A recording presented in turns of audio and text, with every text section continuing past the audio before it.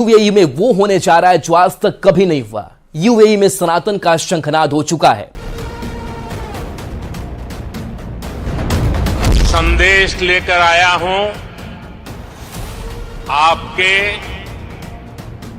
140 करोड़ भारतीय भाई बहनों का। अबू धाबी में आप लोगों ने नया इतिहास रच दिया।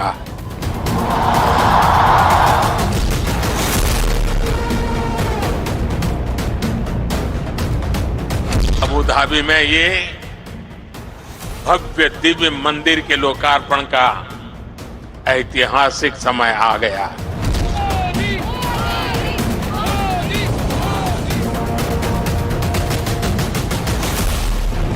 मुस्लिम कम्युनिटी है यूएई के अंदर, उनको इसके खिलाफ प्रोटेस्ट करना चाहिए। हमारा बिजनेस सेटअप है नवाफिस के नाम से, हम खुद भी उसके प्रोटेस्ट में शामिल हैं। तो आप इसको प्रॉपर प्रोटेस्ट करें ताकि मुस्लिम कम्युनिटी की वहाँ पर आवाज़ बन सके और जो पाकिस्तानी है इनकी वैल्यूज़ क्रिएट हो सके। इस वक्त जो यूएई की गवर्नमेंट है उन्होंने इवन कि आप पाकिस्तानी वीज़ाज़ पर भी देखें तो बैन लगा दिया है। अनस्किल्ड पर्सन को वहाँ पर वो नहीं अलाउ करते। अहलन मोदी, सबसे पहले भारत का सम्मान बढ़ाने वाले इस मेगा शो के नाम का मतलब जान लीजिए। अहलन को हिंदी में स्वागतम कहा जाता है, अंग्रेजी में वेलकम कहा जाता है। विदेश की धरती पर हिंदुस्तान के प्रधानमंत्री का ऐसा ग्रैंड वेलकम, प्रधानमंत्री नरेंद्र मोदी के लिए ऐसी दीवानगी। एक एक भारतीय का लक्ष्य 2047 तक भारत को विकसित राष्ट्र बनाने का है। दुनिया का वो देश जिसकी अर्थव्यवस्था बहुत तेजी से आगे बढ़ रही है, वो देश कौन सा है? हमारा भारत। ये नहीं कह सकते कि सऊदी अरब वाले काफिर हो गए, ये हो गए, वो हो गए। रिलीजन जो होता है वो एक पर्सनल मैटर होता है, उसको पर्सनल लिखे तो बेहतर होता है, बजाय इसकी कि आप किसी को रिलीजन चेंज करवा के उसको जन्नत में लेके जाना, साथ जाना चाहे।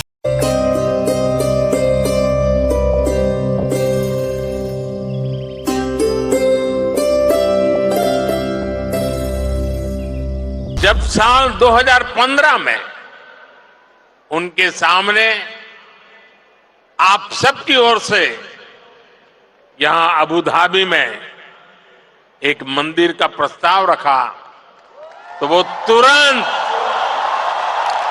एक पल भी गंवाए बिना उन्होंने हाँ कह दिया।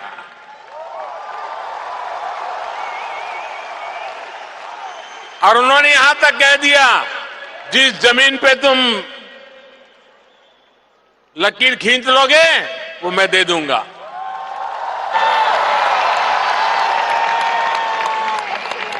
और अब अबू धाबी में ये भव्य दिव्य मंदिर के लोकार्पण का ऐतिहासिक समय आ गया। तो भारत के वजीर-ए-आज़म नरेंद्र मोदी अबू धाबी में हैं और वो कह रहे हैं, और जो सबसे इंपॉर्टेंट बात थी कि उन्होंने जो इंडियन डियास्पोरा से खिताब किया।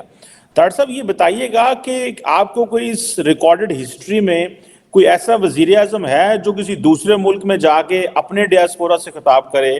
क्योंकि मैंने तो कभी नहीं देखा। जरा इस पे भी बात करना है, इसकी सिग्निफिकेंस क्या है।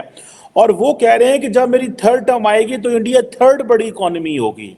How do you see this? ये एक पॉपुलिस्ट नारा है कि बस ठीक है इलेक्शन जीतने के लिए नारा लगा दो, या क्या आपको लगता है कि सब्सटेंस मौजूद है उनके इस जो वो अपनी डियास्पोरा से बात कर रहे हैं, जो मंदिर का उन्होंने इफ्तिताह करना है? तो देखिए, डियास्पोरा से खिताब तो करते हैं लोग। मेरे मुर्शिद ने भी किया था वॉशिंगटन डीसी में आके, जिसके बारे में कई एतराजात थे, लेकिन खिताब ही होता था, डियास्पोरा को प्रमोट नहीं किया जाता था। मोदी साहब का डिफरेंस ये है कि डायस्पोरा को प्रमोट कर रहे हैं। अब मैं बताता हूं प्रमोट किस तरह कर रहे हैं। उन्होंने वहां पे एक नया कार्ड आज इंट्रोड्यूस किया जिसका नाम रुपया है। वो सिर्फ ये नहीं कर रहे कि डायस्पोरा से खिताब कर रहे हैं, उनको प्रमोट कर रहे हैं। आज इंटरनेशनल मीडिया ने, ब्लूमबर्ग ने उनको आज यहाँ पे उसने मेंशन किया, वॉइस ऑफ अमेरिका ने मेंशन किया, टाइम्स ने, रॉयटर्स ने उसके बारे में लिखा, ब्लूमबर्ग में बल्कि लिखा कि Modi's global muscle. Modi is flexing is global muscle. तो देखें, मैं जिस तरह आपको बहसीते एक, जिस तरह मैं स्टूडेंट ऑफ पॉलिटिकल साइंस हूं, मैं मुसलसल नोट ले रहा हूं इस चीज के। मैंने शायद आपको अर्ज की थी कि दुनिया के अंदर सोशल मीडिया एक बहुत बड़ा इनकलाब लेकर आया था, और सबसे बड़ा इनकलाब ये था कि एक जो मसला एक छोटा सा प्रॉब्लम इंडिया के किसी एक गांव में होता है, शाम तक क्या 2 घंटे तक वो पूरी दुनिया में फैलता है, फिर फौरन दुनिया उसकी रेमेडी चाहती है, जिसकी वजह से हुकूमतें, लीडरशिपें, सिस्टम्स ऑफ गवर्नमेंट फेल हो रहे हैं, क्योंकि लोग उसी वक्त उसका हल चाहते हैं। और उसको इस नए दौर के अंदर उसको कैचअप करना, फिर उसके बाद 2 चीजें मैं जिस तरह मैं हमेशा आपको बताता हूं कि authoritarianism is on the rise, populism is on the rise. इस वक्त ये अगर देखा जाए तो ये कॉम्बिनेशन दोनों मोदी साहब के हाथ में है। पॉपुलरिज्म में भी वो आगे है, अथॉरिटेरियनिज्म में भी सबसे आगे है। फिर उसके बाद ये है कि उनकी एक लिस्ट है अकॉम्प्लिशमेंट्स की। ये नहीं कि सिर्फ वो पॉपुलरिज्म एक ऑप्टिक्स पे ही काम कर रहे हैं, he is delivering at the same time. जिस तरह आप उसकी मिसाल आपने खुद ही दे दी है कि तीसरी टर्म के अंदर तीसरी बड़ी इकॉनमी। देखिए, ये हमने न्यूज़ में भी ये चीज़ सुनी है जो कि सरासर गलत है। हमारी जितनी भी मुस्लिम कम्युनिटी है यूएई के अंदर, उनको इसके खिलाफ प्रोटेस्ट करना चाहिए। हमारा बिजनेस सेटअप है नवाफिस के नाम से, हम खुद भी उसके प्रोटेस्ट में शामिल हैं। तो आप इसको प्रॉपर प्रोटेस्ट करें ताकि मुस्लिम कम्युनिटी की वहाँ पर आवाज़ बन सके और जो पाकिस्तानी हैं इनकी वैल्यूज़ क्रिएट हो सके। इस वक्त जो यूएई की गवर्नमेंट है, उन्होंने इवन कि आप पाकिस्तानी वीज़ाज़ पर भी देखें तो बैन लगा दिया है, अनस्किल्ड पर्सन को वहाँ पर वो नहीं अलाउ करते।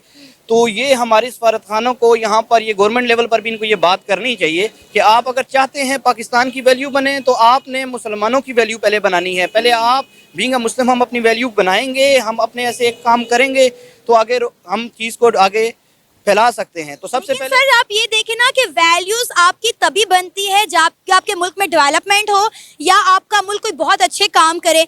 मंदिर बंद करने से, मंदिर गिराने से वैल्यूज नहीं बनती। देखिए, आपकी बात तो ठीक है। आपने मतलब मुझसे मंदिर के मुतल्लिक क्वेश्चन पूछा है, तो मैं मंदिर के मुतल्लिक आपको मैंने बताया कि बिल्कुल गलत है। इसके लिए मुस्लिम कम्युनिटी को वहाँ पर करना चाहिए, क्योंकि वहाँ पर आप देखें आज तक यूएई की हिस्ट्री में, पूरे यूएई में कोई मंदिर नहीं है। ये फर्स्ट टाइम हो रहा है। इसी तरह उन्होंने पहले सऊदी अरब में किया है। ये तो जितनी मुस्लिम कम्युनिटी है दुबई में 90% आप देखें जो वहाँ के रेजिडेंट्स हैं वो तो सारे मुस्लिम ही हैं, जो बाहर से आए हुए हैं। वहाँ पर जितने मुस्लिम हैं उतने इंडियंस भी हैं, और वहाँ पे जितने भी इंडियंस हैं वो बहुत ज़्यादा खुश हैं इस बात से कि यूएई के अंदर जो है 27 एकड़ रकबे पर जो है स्वामी नारायण के नाम से मंदिर बनाया गया है। और अब आप देखें कि यूएई सरकार ने ये मंदिर खुद बनाया है और इंडिया के प्राइम मिनिस्टर को भी खुद ही बुलाया कि आप आएँ और आके इस मंदिर का इफ्तिताह करें। देखिए, आपकी बात तो ये एज आ मुस्लिम में देखूं तो मुझे इस बात पर बिल्कुल एतराज़ है। दोस्तों, यूएई की राजधानी अबू धाबी में पहले हिंदू मंदिर का उद्घाटन हो रहा है। यह मंदिर 27 एकड़ में फैला है, जिसे बनाने में काफ़ी खर्च आया है। मंदिर इतना खूबसूरत है कि यह हजारों साल तक ज्यों का त्यों रहेगा। प्रधानमंत्री नरेंद्र मोदी खाड़ी के इस्लामिक देश संयुक्त अरब अमीरात में आज BAPS स्वामी नारायण मंदिर का उद्घाटन कर रहे हैं, जिसकी खूब चर्चा है। यह विशाल मंदिर पत्थरों से बना है। यह अबू धाबी का पहला हिंदू मंदिर है, जिसे रेत के बीच खिला कमल कहा जा रहा है। 27 एकड़ में फैला विशाल स्वामी नारायण मंदिर भारत के प्राचीन मंदिर निर्माण शैली का बेहद शानदार उदाहरण है। मंदिर निर्माण के लिए जमीन यूएई की सरकार ने दी थी। साल 2015 में PM मोदी जब यूएई गए थे, तब यूएई के राष्ट्रपति शेख मोहम्मद ने मंदिर के लिए 13.5 एकड़ जमीन PM मोदी को उपहार में दे दिया था। मंदिर 27 एकड़ जमीन पर बना है, जिसमें 13.5 एकड़ पर मंदिर और 13.5 एकड़ में पार्किंग एरिया है। यूएई सरकार के इस सहयोग के लिए PM मोदी ने राष्ट्रपति को धन्यवाद भी दिया है।